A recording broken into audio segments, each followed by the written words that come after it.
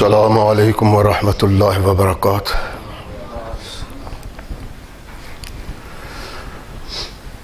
الحمدللہ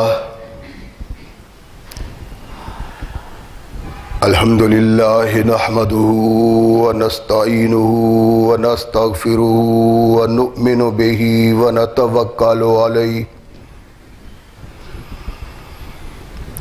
ونعوذ باللہ من شرور انفسنا ومن سیئات اعمالنا من يهده الله فلا مضل له ومن يضلله فلا هادي له ونشهد أن لا إله إلا الله وحده لا شريك له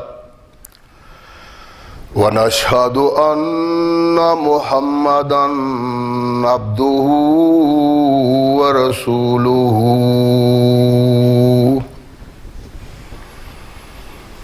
أما بعد فأحسن الحديث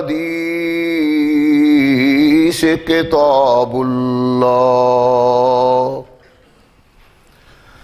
وخير الهدي هدي محمد صلى الله عليه وسلم وشر الأمور محدثاتها وكل محدثة بدعة وكل بدعة ضلالة وكل ضلالة في النار أما بعد فأعوذ بالله السميع العليم من الشيطان الرجيم من حمزه ونفخه ونفثه بسم الله الرحمن الرحيم ألم يجدك يتيما فآوى ووجدك ضالا فهدى ووجدك عائلا فأغنى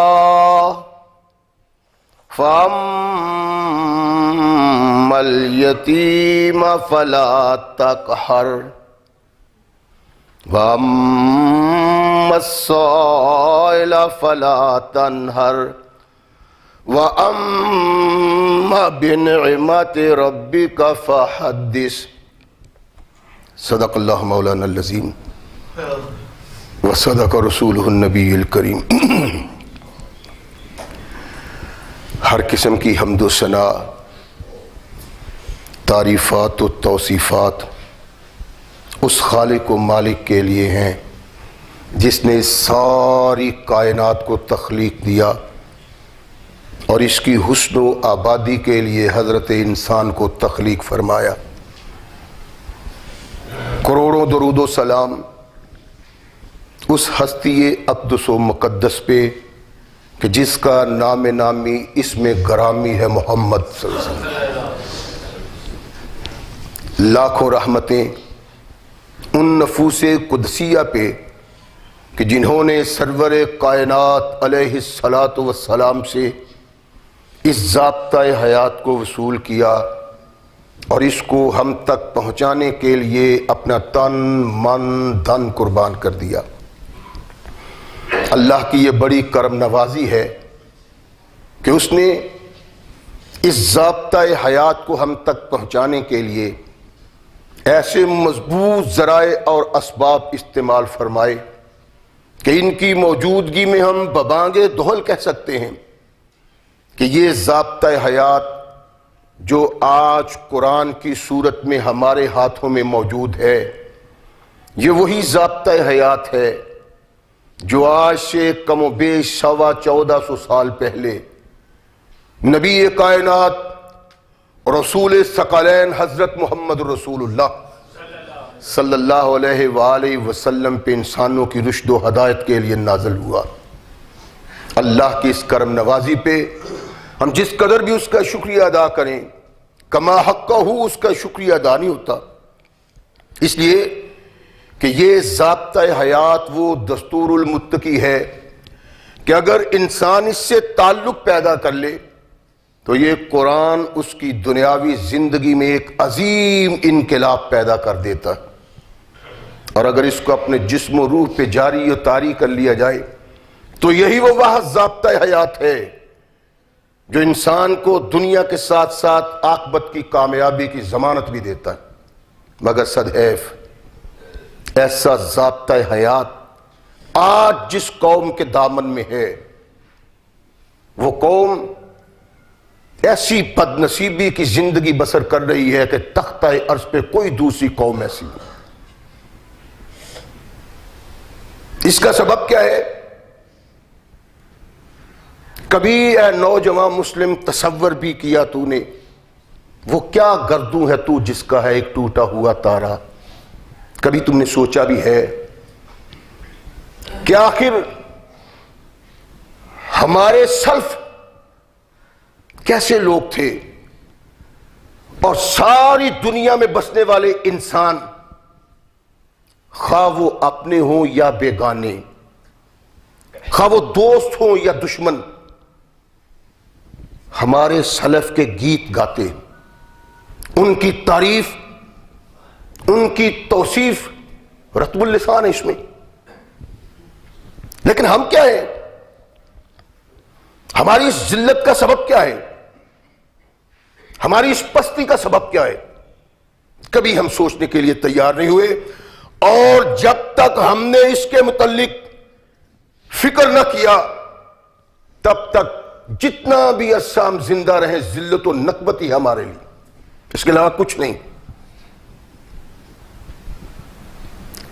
ہمیں خالق کائنات نے بطور رہنما ایسا انسان دیا تھا کہ اللہ کہتے ہیں اس سے پہلے میں نے ایسا انسان پیدا کیا ہی نہیں۔ اگر یہ بات یہی ہے جو اللہ نے کہی ہے تو پھر ہم کائنات میں اتنے بد نصیب ہیں کہ دوسرا کوئی ہے ہی نہیں۔ سبب کیا ہے؟ اس کا سبب یہ ہے کہ جس مسلمان کے لیے، جس انسان کے لیے اللہ نے محمد رسول اللہ کو بھیجا، اس قرآن کو بھیجا، وہ انسان اس سے اعراض کی زندگی بسر کر رہا ہے۔ اس کو یہی پتہ نہیں کہ قرآن کیا ہے۔ عقیدت بہت ہے، چومتے ہیں قرآن کو، سینے سے لگاتے ہیں قرآن کو، لیکن کیا ہم میں سے کوئی یہ سوچنے کو تیار ہے کہ جس قرآن کو وہ چوم رہا ہے، کیا وہ یا اس کی آنے والی اولاد اس قرآن سے واقف بھی ہے، آشنا بھی ہے؟ جب اس نقطہ نظر سے ہم سوچیں گے تو ہم تہی دامن نظر آئیں گے اپنے آپ کو، اور یہی سبب ہے ہماری تباہی اور بربادی کہ ہم نے ان کو دیکھنا چھوڑ دیا ہے۔ اللہ نے ہمیں وہ قائد دیا، وہ رہنما دیا، وہ لیڈر دیا، وہ گویڑی دیا کہ کسی قوم کو ایسا نہیں دیا، اور پھر اس کے متعلق ارشاد فرمایا کہ دیکھو انسان جب ماں کے ہاں جنم لیتا ہے اس کی رہنمائی اس کی ماں کرتی ہے، اس کی رہنمائی اس کا باپ کرتا ہے، اس کی رہنمائی اس کا دادا کرتا ہے، اس کی رہنمائی اس کا چچا کرتا ہے، بڑے کرتے ہیں، چھوٹے کرتے ہیں۔ لیکن ہم نے تمہیں وہ لیڈر دیا ہے کہ اس کی رہنمائی کسی انسان نے نہیں بلکہ اللہ نے کی۔ یہ کونین کے آقا ثقلین کے تاجدار محمد رسول اللہ کا شرف ہے۔ اللہ کہتے ہیں الم یجدک یتیما فآویٰ ووجدک ضالا فہدیٰ، ووجدک عائلا فاغنا. اور میں نے معروضات پیش کی تھی گزشتہ دونوں جمعات میں کہ اللہ کے نبی کی براہ راست اللہ نے رہنمائی کی ہے. نگہداشت تو اللہ نے انسانوں کے سپرد کی ہے. ثقلین کے تاجدار کی نگہداشت اللہ نے انسانوں کے سپرد کی ہے، لیکن اس کی رہنمائی اللہ نے خود اپنے ذمہ لی ہوئی. وَوَجَدَكَ ضَالًّا فَهَدَىٰ. تجھے کبھی بھی کوئی ضرورت پیش نہیں آئی جس میں ہم نے تیری رہنمائی نہیں کی. یہ نبی رحمت محمد رسول اللہ کا طرہ امتیاز ہے. کیا وہ نبی؟ مورخ کہتا ہے کہ جو بھی بچہ اس دنیا میں آیا اس نے اپنے ہم محفلوں ہم مجلسوں میں پرورش پائی، اپنے معاشرہ میں، اپنے شہر میں، شہر سے بڑھ کے دوسرے شہروں میں، اور اس کے ساتھی اس کے ہم محفل کھیلتے ہیں وہ بھی کھیلتا ہے، وہ تماشے کرتے ہیں وہ بھی کرتا ہے. ان کے کھیل مثبت ہیں اس کا بھی مثبت ہے، ان کے کھیل منفی ہیں اس کا بھی منفی ہے. فرمایا ہم نے تمہیں جو قائد دیا ہے نا، بچپن سے لے کر اس کی جوانی سے لے کر بڑھاپے تک جو عمر تھی محمد رسول اللہ کی، اور اس سے لے کر وفات تک، فرمایا کوئی ایسا لمحہ نہیں آیا کہ کوئی انسان محمد رسول اللہ پہ اعتراض کر سکے. نبی رحمت محمد رسول اللہ صلی اللہ علیہ وسلم بچوں میں کھیلتے نہیں. اللہ کے نبی نہیں کھیلتے. ہم تو کہتے ہیں جی کھیلنا بہت ضروری ہے. کھیلنا ضروری ہے، اس میں شک نہیں، لیکن جو اس معاشرہ میں رہ کے کھیل سے اعراض کر کے سوچ کی زندگی بسر کرتا ہے، اس کے تاج پہ کائنات کا، اس کے سر پہ تاج کائنات کا رب رکھتا ہے. محمد رسول اللہ کے سر پہ تاج اس لیے رکھا تھا کہ بچپن میں بھی کوئی ایسی کھیل نہیں کھیلی کوئی اعتراض کر سکے. اور پھر میں نے گزشتہ جمعے میں عرض کیا تھا کہ اللہ کے نبی پہ کسی کا بھی احسان نہیں. دادا جب اس جہان سے گیا تو اپنے بیٹے کو سپرد کیا زبیر کی. اللہ کے نبی زبیر کے گھر میں رہے، لیکن کونین کے آقا محمد رسول اللہ پہ زبیر کا کوئی احسان نہیں. کیوں؟ 8 سال کا دادا جدا ہوا، اس کے بعد محمد رسول اللہ نے محنت شروع کر دی تھی. کیا ہم سوچ سکتے ہیں ہمارے جوان بیٹے کاروبار کی طرف سوچتے نہیں، ماں باپ کے معد و معاون نہیں؟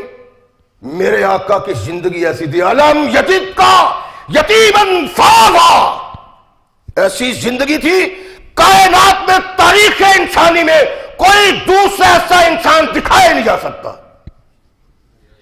نبی رحمت محمد رسول اللہ صلی اللہ علیہ وسلم جب دادے سے جدا ہوئے اپنے چچا کے گھر گئے تو اللہ کے نبی چچا پہ بوجھ نہیں بنے.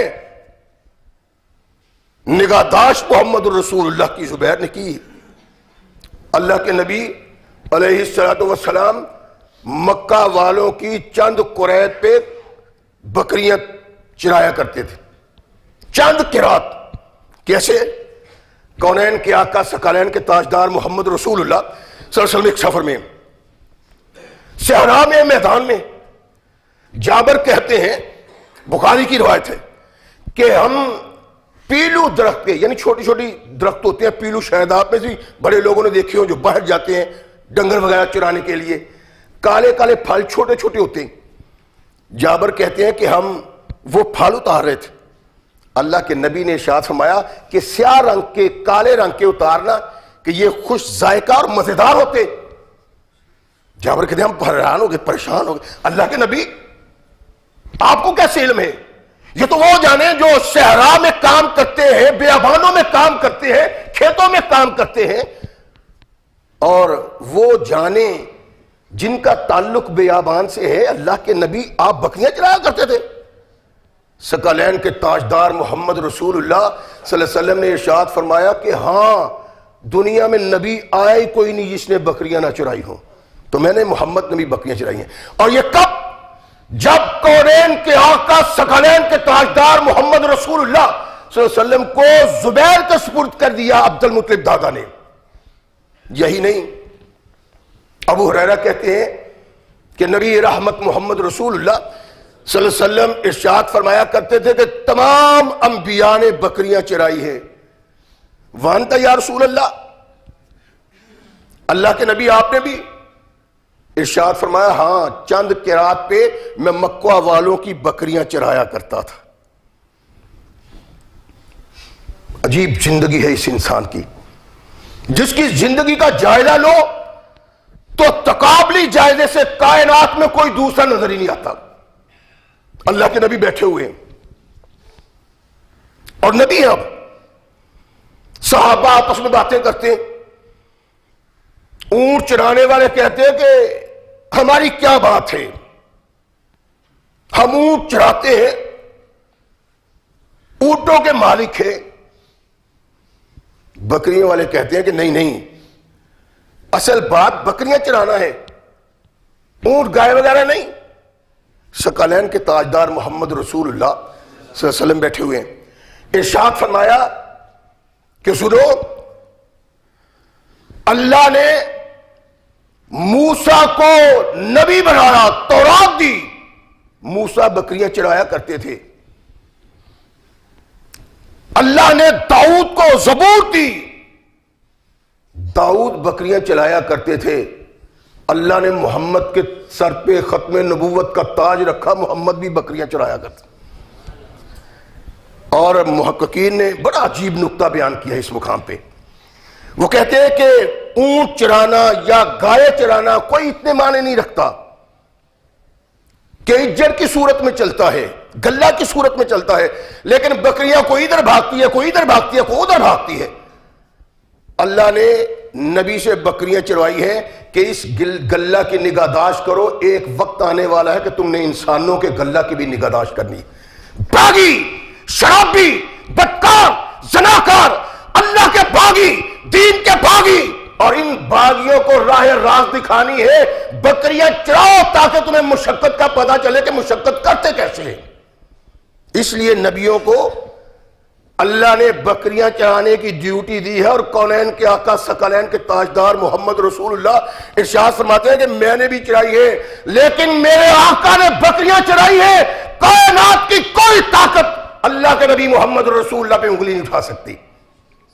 بھیڑے بکریاں چرانے والے، جانور چرانے والے آج بھی دیکھیں تو پتہ چلتا ہے یہ بڑے گندے لوگ ہیں، ان کے ذہن، ان کے فکر، ان کے فہم، لیکن محمد رسول اللہ کا فہم وہ تھا کہ کائنات میں کسی دوسرے انسان کو ایسا ملا ہی نہیں۔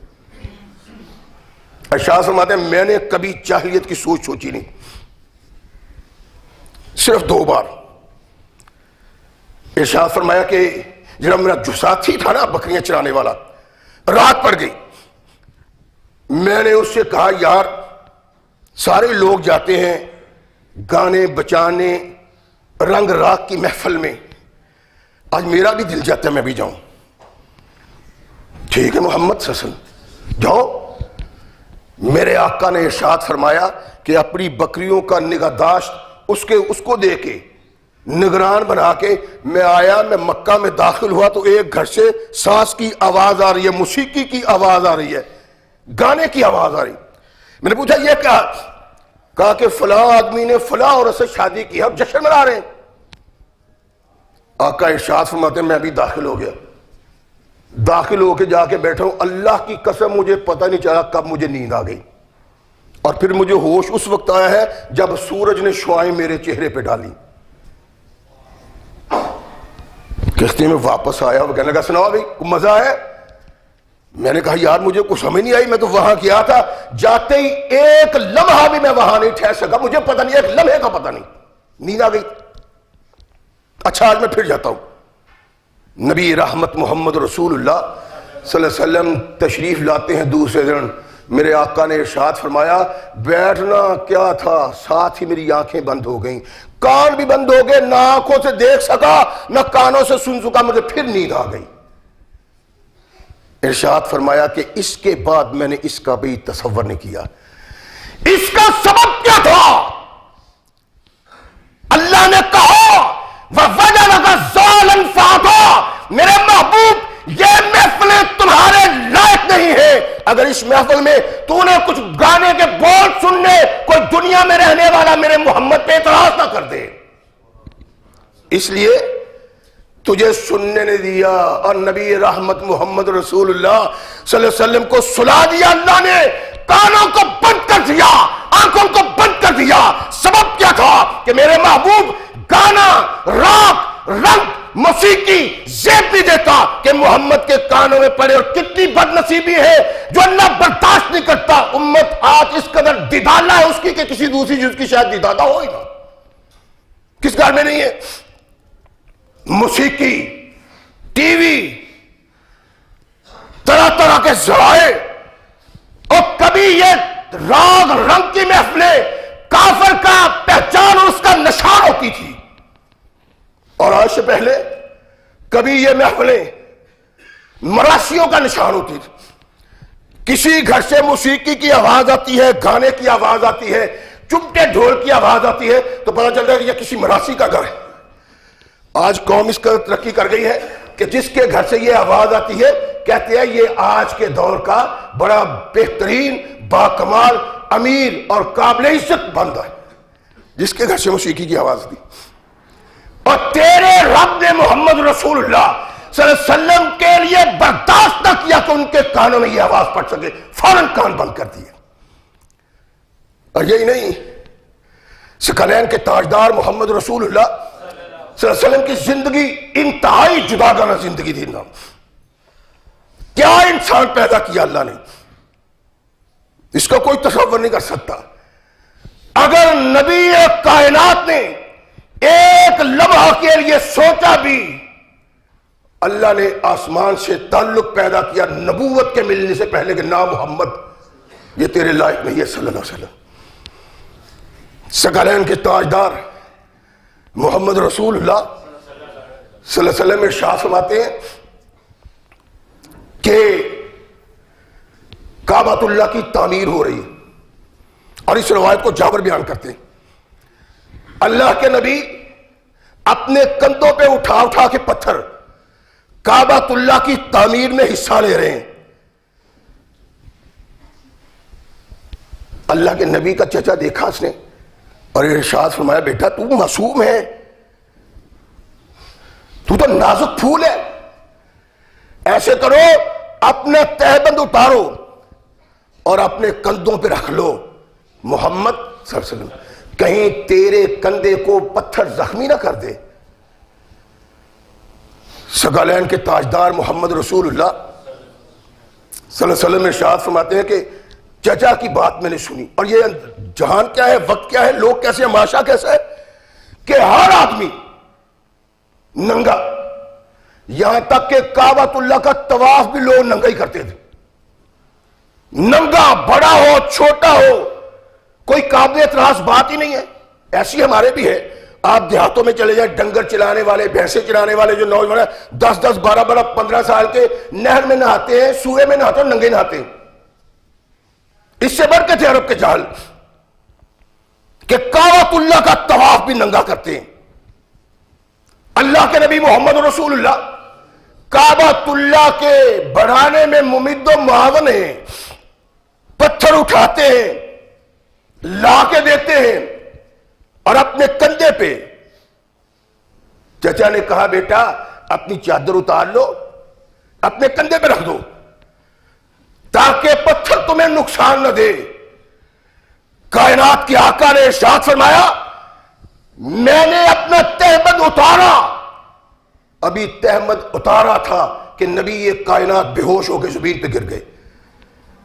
چچا پریشان ہوا، کیا ہوا ہے؟ ہوش دلائی، پوچھا بیٹا کیا ہوا تھا؟ کہا چچا جب میں نے اپنا تہبند اتارا تو مجھے ایک سفید پوش نے کہا یا محمد عورتوں کا، اے محمد اپنے صدر کی خبر لو، تم ان لوگوں جیسے نہیں ہو، جب وہ اپنے صدر۔ چچا اس کی آواز سن کے اس کی دہشت سے میں بے ہوش ہو گیا۔ کائنات کے آقا نے ارشاد فرمایا کہ نبی رحمت محمد رسول اللہ صلی اللہ علیہ وسلم کے ان انداز اور اطوار کے مطابق اللہ جو آپ تعبیر کر رہا ہے ان کے لیے، اس کے مطابق نبی کائنات نے ارشاد فرمایا میں بے ہوش ہو گیا۔ اس کا سبب یہ تھا کہ وہ رہنما، وہ نگہداشت کرنے والا، وہ نگہبان محمد رسول اللہ کو ایسی تعلیم دے رہا تھا جو تعلیم محمد رسول اللہ کی ذات سے ہموار نہیں تھی۔ اور چچا نے کہا، اللہ نے کہا کہ اس کی رہنمائی کرنے والا تو نہیں، اس کی رہنمائی کرنے والا میں ہوں۔ ارشاد فرمایا یا محمد عورتک ووجدک ضالا فہدی، فرمایا میرے محبوب جب بھی ضرورت پڑی تجھے کسی استاد کی ضرورت نہیں پڑی، تیرے اللہ نے تیری رہنمائی کی ہے۔ یہ رہنمائی محمد رسول اللہ کی اللہ ہی کرتے ہیں، اور اس انداز سے ثقلین کے تاجدار محمد رسول اللہ آگے بڑھتے ہیں۔ ایسا انداز کائنات میں کسی دوسرے کا نہیں۔ زندگی ہی کچھ اور ہے، زندگی کے اطوار ہی کچھ اور ہیں۔ اس بچے کو جو دیکھتا ہے دیکھتا ہی رہ جاتا ہے، اس کے کردار پہ نگاہ پڑتی ہے۔ اپنے بچوں کی طرف دیکھتے ہیں تو وہ پریشان ہوتے ہیں کہ عجب سبب ہے، اور ہم ان کی نگہداشت کرنے والے، ان کی رہنمائی کرنے والے، ان کی پرورش کرنے والے یہ کائنات کے باغی، اور محمد کی کوئی نگہداشت کرنے والا نہیں۔ محمد جیسا کوئی بچہ دوسرا نظر ہی نہیں آتا۔ ان کو علم نہیں تھا کہ اس کی بھی کوئی نگہداشت کرنے والا ہے، لیکن جو اس کی نگہداشت کرنے والا ہے دنیا میں کسی انسان کی نگہداشت اس نے نہیں کی۔ یہ کون تھا؟ محمد رسول اللہ کا وہ مالک و مختار رب جس نے ختم نبوت کا تاج محمد رسول اللہ کے سر پہ رکھا۔ اور آقا کائنات کی بڑھتی ہوئی زندگی انسانوں کو اس طرح متوجہ کرتی تھی کہ محمد رسول اللہ کے کردار کو دیکھو۔ اللہ کے نبی علیہ الصلوۃ والسلام جوانی میں قدم رکھتے ہیں تو ایک بہت بڑی جنگ اور لڑائی سے واسطہ پڑتا ہے، حرب فجار۔ یہ جنگ فجار کیا ہے؟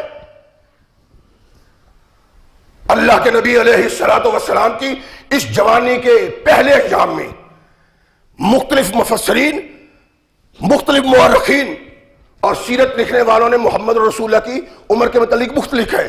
کچھ کہتے ہیں 15 سال تھی، ابن ہشام نے لکھا ہے سیرت ابن ہشام میں۔ ابن ابی حدیث شیعہ مصنف کہتا ہے کہ نبی رحمت محمد رسول اللہ کی عمر اس وقت 20 سال تھی، اور مسعودی شیعہ مصنف کہتا ہے کہ اللہ کے نبی کی عمر اس وقت تقریباً 24-25 سال تھی، یعنی اللہ کے نبی علیہ الصلوۃ والسلام بھرپور جوان تھے جب یہ جنگ مسلط ہوئی۔ ہوا کیا؟ ایک قبیلہ کے آدمی نے، یعنی کیس قبیلہ ہے، اس کے ایک آدمی نے، عامر رحال نے ایک قافلے والے کو پناہ دے دی۔ یہ نعمان بن منذر کا قافلہ ہے۔ براس نامی کنانا کا ایک فرد ہے اور کیس کی مخالفت ہے۔ ان سے کنانا کے اس فرد نے، براس نے کہا کہ تو کنانا کے خلاف اس کو پناہ دے رہا ہے۔ کہنے لگا کنانا تو کیا ساری دنیا بھی آ جائے میں اس کو پناہ دوں گا۔ اختلاف ہوا، اختلاف بڑھتا گیا، یہاں تک کہ جب عروہ نکلتا ہے اس نجل و مسئلے سے، اس کے پیچھے براس بھی نکلتا ہے۔ جہاں موقع ملا اس کو قتل کر دیا۔ یہ قتل بنیاد بنا اس جنگ کا جسے حرب فجار کہتے، اور پھر ایک طرف قریش اور کنانا، دوسری طرف کیس۔ مورخ کہتا ہے کہ پہلے وقت میں کیس نے چڑھائی کی قریشیوں پہ، کنانا پہ، اور دوسرے وقت میں قریش غالب ہے ان پہ، لیکن بھرپور جنگ ہو رہی۔ کونین کے آقا محمد رسول اللہ صلی اللہ علیہ وسلم نے اس میں حصہ نہیں لیا۔ اس کا سبب کیا تھا؟ اللہ کے نبی کا قبیلہ لڑتا تھا، لڑائی زور پہ تھی، انسان کے خون کا پیاسا تھا، انسان کے ہاتھوں انسان کا لاشا تڑپ رہا تھا۔ اور کہا کس وقت؟ جس کو اللہ نے تمام انسانوں کے لیے حرمت کا مہینہ بنایا. بعض کہتے ہیں ذیقعد میں یہ جنگ ہوئی، بعض کہتے ہیں محرم میں جنگ ہوئی. یعنی اس کو حرب فجار اس لیے کہتے ہیں کہ ان مہینوں میں جنگ کرنا فاجرانہ کھیل تھا، فاجرانہ سوچ تھی. اور قریشی اور بنو قیس آپس میں الجھے. اس جنگ کو کہا گیا حرب الفجار، اور ان دونوں کو کہا گیا کہ یہ فاجر انسان ہیں جنہوں نے اللہ کی حرمت کو پامال کر دیا ہے. اللہ کے نبی محمد رسول اللہ رسول نہیں، اللہ کے نبی، ابھی ان پہ وحی نہیں آتی، لیکن اللہ نے اس کی نگہداشت اور پرورش اس انداز سے کی تھی کہ کائنات کے آقا محمد رسول اللہ صلی اللہ علیہ وسلم نے اس میں حصہ نہیں لیا. چچا لڑ رہے ہیں، ان کے بیٹے لڑ رہے ہیں، عزیز و قارب لڑ رہے ہیں، اپنا خون میدان میں لاشوں کی صورت میں تڑپ رہا ہے، لیکن کونین کے آقا ثقلین کے تاجدار نے اس میں حصہ نہیں لیا. اس کا سبب کیا تھا؟ اس کا سبب یہ تھا کہ یہ جنگ انسانوں کے عزت و وقار کی جنگ تھی، اور اللہ نہیں چاہتے کہ اللہ کا رسول اور نبی ایسی جنگ میں حصہ لے جس کا تعلق اللہ کی رضا سے نہیں بلکہ انسانوں کی رضا سے ہو. کونین کے آقا نے نہیں حصہ لیا اس میں. چچا ناراض ہوئے کہ بیٹا لوگ تان دیں گے، تشریح کریں گے، کیا کریں گے لوگ اپنے جوان بیٹوں کو پیش کر رہے ہیں اور تو وہاں نہیں، چل ہمارے ساتھ. کونین کے آقا ثقلین کے تاجدار محمد رسول اللہ صلی اللہ علیہ وسلم ارشاد فرماتے ہیں کہ میں اپنے چچاؤں کے مجبور کرنے میں وہاں چلا گیا، لیکن میں نے جنگ میں حصہ نہیں لیا. کنتو انبہو علی اعمابی، جو تیر دشمن ہم پہ برساتا تھا میں وہ تیر پکڑ پکڑ کے اپنے چچاؤں کو دے رہا تھا. طبیعت نہیں مانتی تھی، دل نہیں مانتا تھا. ہم تو کچھ بھی نہیں ہیں، ہمارے تصورات، ہمارے خیالات بغاوت ہے اللہ کے دین کی، بغاوت ہے محمد رسول اللہ کے کردار کی.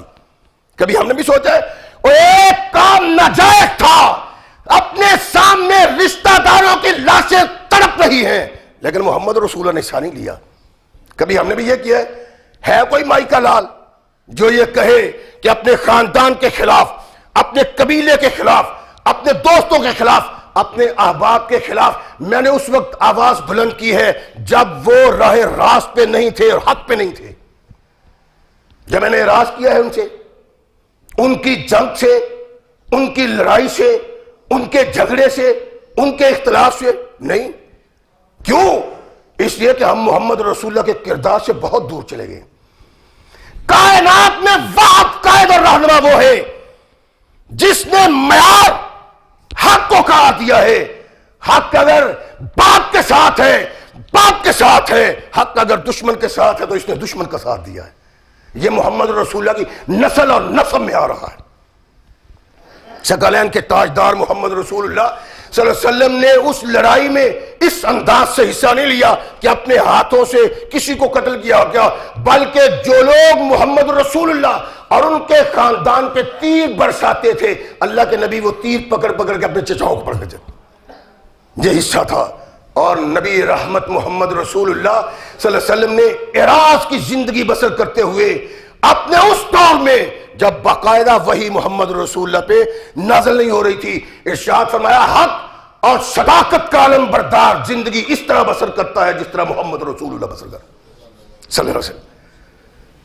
ہم تو ذاتی اغراض، ذاتی مقاصد، ذاتی نقبت، ذاتی دشمنی کی بنا پہ لوگوں کی پگڑیاں اچھالتے ہیں، خواہ وہ حق پہ بھی ہوں.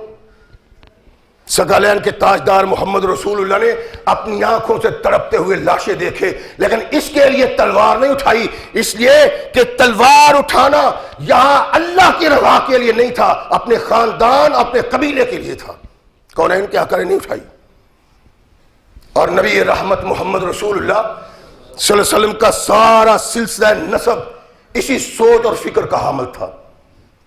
عبد المطلب کے بعد زبیر قائد تھے اور زبیر ہی اس جنگ میں ہاشمیوں کے سردار تھے. یہ بات میری یاد رکھی کہ نبی رحمت محمد الرسول اللہ صلی اللہ علیہ وسلم کی نگہداشت عبد المطلب کے بعد زبیر نے کی ہے. اگر زبیر کو ایک طرف کر کے کسی دوسرے کا نام لیا جاتا ہے تو یہ خیانت ہے، بددیانتی ہے، تاریخ کے اس صحیح رخ سے جو مورخین نے نہ چاہتے ہوئے بھی اپنی تاریخ میں مندرج کر دیا ہے. راویوں نے بغاوت کی اپنے خیالات کے مطابق، اپنے عقائد کے مطابق، اپنی سوچ اور فکر کے مطابق، لیکن حق اپنے منہ سے بولتا ہے کہ عبد المطلب کے بعد اس قبیلے کی قیادت نبی رحمت محمد رسول اللہ صلی اللہ علیہ وسلم کے چچا زبیر نے کی تھی. اور یہاں قیادت کا پرچم زبیر کے ہاتھ میں تھا. وہ بڑے پریشان ہیں. خاندان کے لیے ان لوگوں کا یہ دستور تھا، اصول تھا، ضابطہ تھا کہ اپنے خاندان، اپنے قبیلے کا کوئی فرد بھی اگر کہیں الجھ جاتا ہے تو قبیلے کا سردار بھی اپنے بچوں کو کٹوا دیا کرتا تھا. زبیر نے وہاں قیادت کی تھی، لیکن دل تڑپتا تھا کہ کوئی ایسے حالات بن جائیں، ایسا ماحول بن جائے کہ ہم لوگ امن اور سکون کے داعی اور علمبردار بن جائیں. نبی رحمت محمد رسول اللہ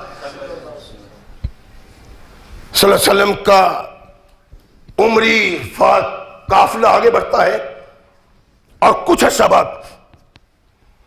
زبیدیوں کا ایک شخص مکہ آتا ہے.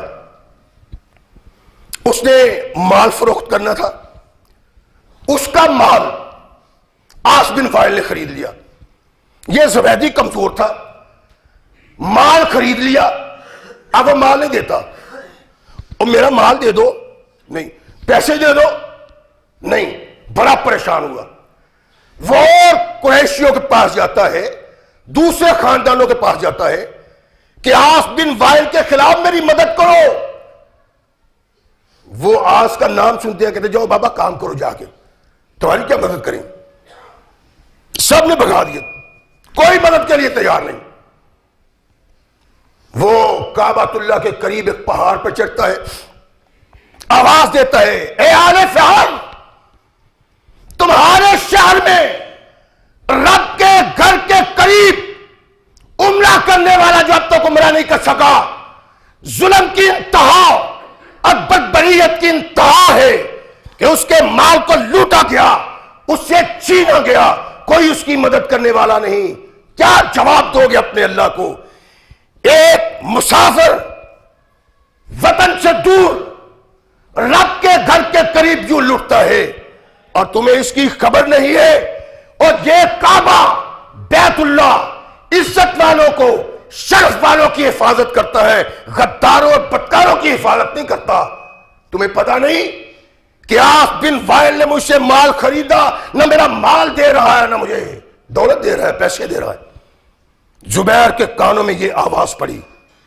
زبیر تڑپے، اٹھے، بنو زہرہ کو ساتھ لیا، بنو تیم کو ساتھ لیا. آپ خود بڑے عبداللہ بن جدعان کے گھر میں بیٹھے اور کہنے لگے، وہ کعبہ کے بسیوں، کل قیامت کو اللہ کو کیا منہ دکھاؤ گے؟ کعبہ میں عمرہ کرنے کی غرض سے آنے والا لٹ گیا، تمہارا کیا بنے گا؟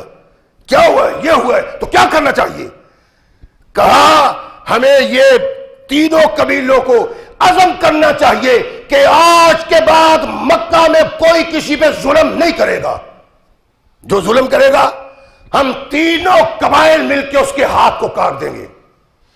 مظلوم کی حمایت اپنا ہو بیگانہ ہو، اس پہ کوئی ظلم نہ کر سکے.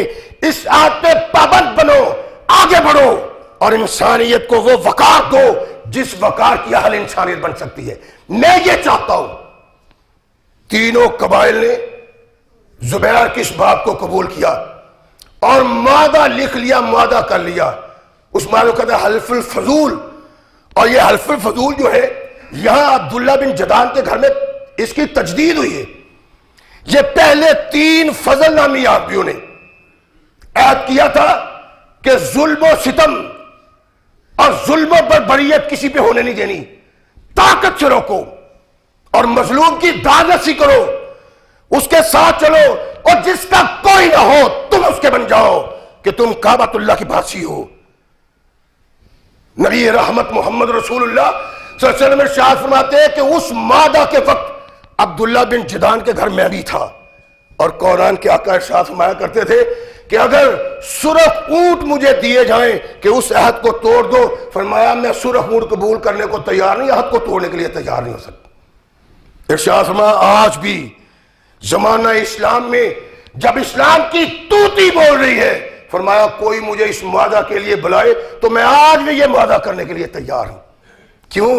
اس لیے کہ کونین کے آقا محمد رسول اللہ صلی اللہ علیہ وسلم کی سوچ اور فکر میں اللہ نے امن اور آشتی پیدا کی تھی، امن قائم کرنے والا معاہدہ جس پہ محمد رسول اللہ کے دستخط تھے، اس بات کی گواہی دیتا ہے کہ محمد جیسا کوئی دوسرا نہیں۔ نبی رحمت علیہ السلام اس پہ دستخط کرتے ہیں اور ارشاد فرمایا کہ کوئی اگر آج بھی مجھے کہے جبکہ اسلام کا طوفان بڑھتا چلا جا رہا ہے، باطل اس کے پاؤں کے نیچے کچلا چلا جا رہا ہے، کوئی مجھے آواز دے تو یہ معاہدہ کرنے کے لیے میں آج بھی تیار ہوں۔ کردار محمد رسول اللہ، میں نے کیا تھا کہ اللہ کے نبی واحد شخصیت ہیں کہ پیدا ہونے سے لے کر ان کی وفات تک ان کی رہنمائی کوئی نہیں کر سکا، صرف ان کی رہنمائی اللہ نے کی ہے۔ یہ اللہ کی رہنمائی تھی، وگرنہ قبیلے کے لوگ تو لڑتے جھگڑتے تھے۔ کونین کے آقا ثقلین کے تاجدار محمد رسول اللہ نے ایسے حالات پیدا کیے۔ یوں بڑھتے ہیں محمد رسول اللہ صلی اللہ علیہ وسلم 15 سال کے حلف الفضول کے وقت بھی راوی مختلف عمر بیان کرتے ہیں، کوئی 20 بیان کرتا ہے، کوئی 25 بیان کرتا ہے، لیکن یہ بات ایک حقیقت ہے کہ حرب فجار اور حلف فضول کے وقت ہاشمیوں کی قیادت زبیر کر رہے تھے، زبیر کے علاوہ کوئی دوسرا شخص نہیں۔ عبد المطلب کا بیٹا زبیر، جس کے حقیقی ماں جائے بھی 2 بھائی تھے، عبد مناف اور عبداللہ۔ یہ ابو طالب جو ہے یہ ان کا نام اصل میں عبد مناف تھا۔ ابو طالب جو ہے وہ کنیت سے ہوئے، اپنے بیٹے کی کنیت سے۔ یہ 3 بھائی تھے اور تاج سرداری عبد المطلب نے ان کے سر پہ رکھا ہوا تھا۔ یہ حلف الفضول کے بعد فوت ہوتے ہیں جب نبی رحمت محمد رسول اللہ تقریباً 20 سال کے ہو جاتے ہیں۔ اب اللہ کے نبی کی زندگی کا ایک اور کردار انسانیت کے سامنے اللہ پیش کرتے ہیں۔ نبی رحمت علیہ السلام نے دیکھا کہ میرا چچا ابو طالب شام کو بطور بغرض تجارت جا رہا ہے، اور ابو طالب معذور تھے۔ ابو طالب اتنی تجارت بھی نہیں کیا کرتے تھے، اس لیے کہ معذور تھے، ٹانگ سے معذور تھے۔ اللہ کے نبی محمد رسول اللہ صلی اللہ علیہ وسلم نے چاہا کہ میرا چچا وہاں بیچارہ جا کے کیا کرے گا، اس کی مدد کرنی چاہیے۔ تو نبی رحمت محمد رسول اللہ صلی اللہ علیہ وسلم نے بھی اپنے چچا کے ساتھ یہ رخت سفر باندھا۔ بعض محققین، اسماء الرجال کے ماہروں اور محدثین نے اس سفر کا انکار کیا ہے کہ یہ کوئی سفر نہیں ہے جو محمد رسول اللہ نے کیا، لیکن یہ کیوں کیا انہوں نے؟ بعض ایسی واہی خرافاتی روایات کی بنا پہ جن کی کوئی تک کی نہیں مانتی، اس کی بنا پہ بعض محدثین نے اور محققین نے اور بعض اسماء الرجال کے ماہروں نے اس واقعے کا انکار کر دیا ہے، یعنی یہ سفر ہی نہیں رسول اللہ نے کیا۔ حالانکہ یہ بات نہیں، وہ محترم اہل علم، باوقار اہل علم، سمندر علم کے یہاں دھوکہ کھا گئے ہیں اس بنا پہ کہ بعض مفتری راویوں نے اس واقعہ کو اس انداز سے پیش کیا ہے کہ وہ سمجھ میں نہیں آتا۔ ترمذی کی روایت ہے، وَخَرَجَ ابو طالب الى الشام معه النبی صلی اللہ علیہ وسلم فی اشیاخ من قریش، کہ اللہ کے نبی نے سفر اختیار کیا۔ جب ابو طالب نے شام کا سفر اختیار کیا تو اس کے ساتھ نبی اکرم محمد رسول اللہ نے کیا۔ یہ روایت واضح اور حدیث کی کتاب ہے مستند، صحیح السند، صحیح المتن، اس کے متن میں بھی کوئی خرابی ہے، میں عرض کرتا ہوں۔ اللہ کے نبی محمد رسول اللہ صلی اللہ علیہ وسلم نے سفر اختیار کیا۔ روایات کے الفاظ کہتے ہیں کہ وہ خرج ابو طالب الی الشام معہ النبی صلی اللہ علیہ وسلم، ابو طالب چلے ان کے ساتھ نبی پاک بھی تھے. اور جو تاریخی روایت جس کو دجال راویوں نے بیان کیا ہے، اور ان کا مقصد ایک خاندان کو بڑھائی دینا تھا، جس کی بنا پہ محدثین نے اس کو ٹھکرا دیا ہے، پورا واقعہ ٹھکرا دیا ہے. ان کے نزدیک یہ ہے کہ محمد رسول اللہ کی ابھی عمر 12 سال تھی. ابی طالب جب جانے لگے تو اللہ کے نبی کے چہرے پہ حزن و ملال چھا گیا کہ چچا مجھے ساتھ نہیں لے جا. 12 سال کا چچا نے دیکھا تو کہا چلو ساتھ لے لیتے ہیں. 12 سال کے محمد رسول اللہ اپنے چچا کے ساتھ چلتے ہیں، اس بنا پہ کہ اللہ کے نبی ناراض ہوئے، پریشان ہوئے. چچا نے پریشانی دیکھی تو ساتھ لی. یہ تاریخ ہے سیرت ابن ہشام میں، طبری میں، ابن سعد میں. یہ راوی بیان کرتے ہیں کہ ابو طالب نے ساتھ لیا، جبکہ حدیث کہتی ہے کہ ابو طالب شام کے سفر کے لیے نکلے، ان کے ساتھ نبی اکرم محمد رسول اللہ بھی تھے.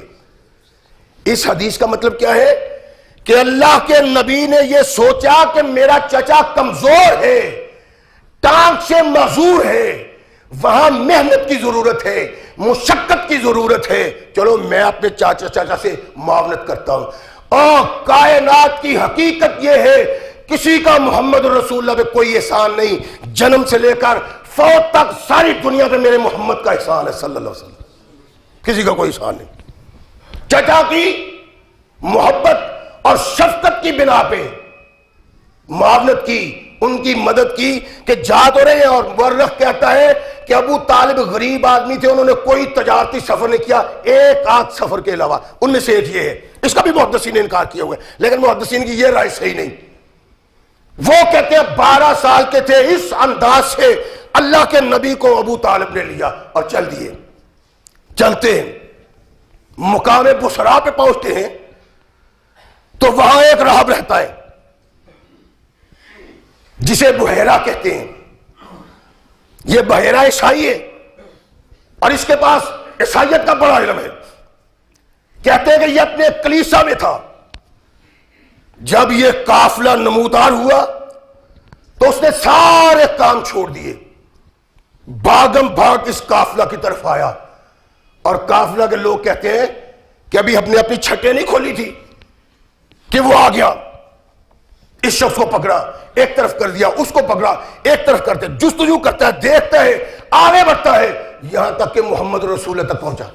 بازو پکڑ کہتا ہے ھذا سید العالمین، ھذا رسول رب العالمین، یبعثہ اللہ رحمۃ للعالمین. یہ اللہ کا نبی ہے، یہ ساری کائنات کا سردار ہے، اور اس کو اللہ نے ساری انسانیت کے لیے رحمت بنا کے بھیجنا ہے. کہنے لگے ساتھی کہ جناب آپ کو کیسے خبر ہوئی؟ کہنے لگا اللہ کی قسم میں نے دیکھا ہے ما حجر ولا شجر الا خر ساجدا.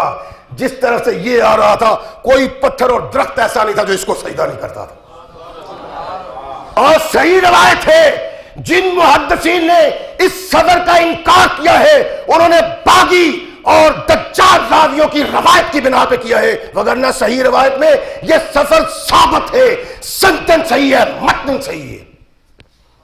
کونین کے آقا محمد رسول اللہ صلی اللہ علیہ وسلم کو پکڑ کے آنے لگا، اتنی بات ہی نہیں، سن لو آج تک میرے علم کے مطابق، الہامی علم کے مطابق پتھر اور شجر کسی کو سجدہ نہیں کرتے سوائے نبی کے. یہ آنے والے دور کا نبی، نبی رحمت محمد رسول اللہ صلی اللہ علیہ وسلم کے قافلے کو چھوڑا، بھاگم بھاگ گیا. ساتھیوں کو کہنے لگا کھانا تیار کرو ان کے لیے. سرکار بات کیا ہے؟ آپ نے کبھی ان لوگوں سے دلچسپی کا اظہار نہیں کیا، آج کھانا بھی تیار ہو رہا ہے. فرمایا اس قافلے کے لیے نہیں بلکہ اس قافلے کے ہیرے اور گوہر کے لیے. ثقلین کے تاجدار محمد رسول اللہ اونٹ چرانے کے لیے گئے. راوی دیکھیں، میں عرض کر رہا ہوں کہ آپ کو ایسے بھی واقعات ملیں گے کہ محدثین اس کا انکار کرتے ہیں، لیکن محدثین کی بھی یہ زیادتی ہے کہ سارے قصے کا انکار کرتے ہیں، سارے واقعے کا انکار کر دیتے ہیں. اسماء و جلال کے ماہروں نے اس پہ تنقید کی، تنقید بجا ہے ان کی، محدثین نے انکار کیا، انکار بجا ہے ان کا، لیکن ان راویوں کی روایت کے بنا پہ جو راوی کذاب تھے وہ ایک مخصوص خاندان کی قیادت اور سیادت کے علمبردار تھے، انہوں نے اپنے پاس سے بنا بنا کے روایتیں اس میں داخل کر دی، اور اس حدیث میں بھی ہو گئی ہیں۔ اللہ کے نبی علیہ السلام کے متعلق مرخ کہتا ہے، کذاب راوی کہتے ہیں کہ اللہ کے نبی علیہ السلام کو اس مقام پہ چھوڑ کے ساتھی کلیسا میں چلے گئے دعوت کھانے کے لیے، تو وہ راہب کہتا ہے کہ محمد کہاں ہے؟ وہ کہنے لگے اس کو تو وہاں چھوڑ رہے ہیں، یعنی راویوں نے روایت بھی بنائی ہے تو اتنے اجڈ ہے، روایت بنانے کا بھی شعور نہیں۔ ایک 12 سال کے بچے کو وہ اپنے مال و دولت کے پاس چھوڑ کے آتے ہیں صحرا میں، خود کلیسا میں، اور حالات کیا ہے؟ قدم قدم پہ ڈاکے، قدم قدم پہ پکڑ، قدم قدم پہ دکڑ، قدم قدم پہ قتل و غارت، اور ایک شخص کو، اور وہ بھی بچہ، اس کو بٹھا کے آ رہے ہیں۔ کوئی عقل مند آدمی یہ سوچ سکتا ہے؟ نہیں۔ اس نے کہا اس کو کیوں چھوڑ رہے؟ لاؤ اس کو۔ پھر ایک شخص آتا ہے، وہ آگے محمد رسول اللہ کو اٹھا لیتا ہے۔ لو یہ بتائیں کہ 12 سال کا بچہ کو آدمی گود میں اٹھا کے بھی لے کے جاتا ہے؟ اور میں نے عرض کیا تھا ابتدا میں کہ اللہ کے نبی نے پرورش اس انداز سے پائی ہے کہ اگر ایک بچہ سال میں پرورش پاتا ہے تو محمد رسول اللہ 6 ماہ میں پرورش پائی ہے۔ اس کا مطلب ہے آقا کائنات 12 سال کی عمر میں بھی 24 سال کی تو ہونے چاہیے۔ تو یہ جھوٹا راوی کہتا ہے کہ محمد رسول اللہ کو اٹھا کے وہ وہاں لے گئے، بات یہ نہیں ہے۔ اس کی بنا پہ محدثین نے انکار کیا اور صحیح کا بھی انکار کر دیا۔ اللہ کے نبی محمد رسول اللہ کو چھوڑ کے چلے گئے، واپس آیا کھانا لے کے، یہ کلیسا میں نہیں گئے، کھانا لے کے واپس آیا راب، دیکھا کہ محمد کہیں صلی اللہ علیہ وسلم، کہا وہ تو اونٹ چرانے کے لیے گئے، ان کو بھی بلاؤ کھانا شروع کریں۔ محمد رسول اللہ کو بنانے کے لیے ایک شخص گیا، اللہ کے نبی تشریف لا رہے ہیں، سارے لوگوں کو مخاطب کر کے کہنے لگا اور تم مجھے پوچھتے تھے کہ محمد کی نبوت اور رسالت کی دلیل کیا ہے، دیکھو جہاں جہاں سے محمد آ رہا ہے آسمان پہ بادل کا ٹکڑا اس پہ سایہ کر رہا ہے، اور ثقلین کے تاجدار محمد رسول اللہ صلی اللہ علیہ وسلم جب آئے لوگ درخت کے نیچے بیٹھ گئے تھے۔ امام ترمذی نے روایت بیان کی ہے کہ لوگ درخت کے نیچے بیٹھ گئے ہوئے تھے، اللہ کے نبی آئے، جگہ کوئی نہیں تھی۔ کونین کے آقا محمد رسول اللہ صلی اللہ علیہ وسلم یہ نہیں کیا جس طرح ہم کرتے ہیں گھسڑ گھسیڑ کے آگے کہ چلو میں جگہ بناتا ہوں چھاؤں میں بیٹھنے کے لیے، کائنات کے آقا جہاں آئے وہاں بیٹھ گئے، اللہ کے نبی وہاں بیٹھ گئے، ساری ٹہنیاں جھک کے محمد رسول اللہ پہ آ گئے، کہنے لگا دیکھو محمد کی نبوت کی علامت۔ اور اللہ کے نبی علیہ السلام نے سفر کو مکمل کیا، تجارت کو مکمل کیا، واپس آئے۔ یہ روایت صحیح ہے۔ وہ روایت جو دجال راویوں نے محض بنائی ہے اس میں کیا ہے کہ بحیرہ کہنے لگا اس کا رشتہ دار کو، اس کا باپ کون ہے، یہ کس کا بیٹا؟ ابو طالب نے کہا میرا۔ کہنے لگا نہیں تیرا نہیں ہو سکتا، کیوں؟ اس لیے کہ اس کا باپ زندہ نہیں ہونا چاہیے۔ یہ سب فضولیات ہیں، محض ایک خاندان ایک شخصیت کو بڑھائی دینے کے لیے یہ جھوٹ تراشے گئے ہیں، اور ہم آج تک انہیں جھوٹوں پہ عمل کرتے رہے۔ اللہ کے نبی محمد رسول اللہ کا باپ زندہ نہیں ہونا چاہیے، اچھا جی ٹھیک ہے۔ پھر بحیرہ کہتا ہے کہ اس کو لے کے چلے جاؤ، مجھے ڈر ہے اگر رومیوں کو علم ہو گیا تو وہ محمد کو قتل کر دیں گے۔ کوئی عقل والی بات ہے؟ یعنی ایک تورات زبور انجیل کا عالم، اور اس کو پتہ ہے کہ یہ آخری نبی ہے، اس کو پتہ ہے یہ آخری نبی ہے، تو وہ کہتا ہے مجھے ڈر ہے اس کے کوئی قتل کر دے گا۔ اور نبی کو کوئی قتل کر سکتا ہے جس کو اللہ نے نبی بنانا ہے؟ کیا بکواس روایات ہیں! محض ان روایات کو بنا کے نبی ایک کائنات کے اس مقدس سفر کا انکار کر دیں بد نصیبوں نے۔ اللہ کے نبی محمد رسول اللہ صلی اللہ علیہ وسلم نے یہ بحیرہ والے واقعات کا سفر کیا تھا آقا کائنات نے، لیکن راویوں کی بددیانتی کی بنا پہ محققین نے، مفسرین نے اور محدثین نے اس کا انکار کیا ہے، وگرنہ کائنات کے آقا محمد رسول اللہ صلی اللہ علیہ وسلم کی زندگی میں یہ واقعہ موجود ہے جو منہ سے بولتا ہے کہ محمد اللہ کا نبی اور اللہ کا رسول۔ یہ ثقلین کے تاجدار محمد رسول اللہ صلی اللہ علیہ وسلم کی زندگی ہے، اور زندگی آگے بڑھتی گئی، کیسے بڑھتی گئی اور کیا کیا انقلاب آتے رہے۔ انشاءاللہ العزیز اگر اللہ نے ہمت توفیق دی تو اگلے جمعہ میں وآخر دعوانا الحمدللہ رب العالمین۔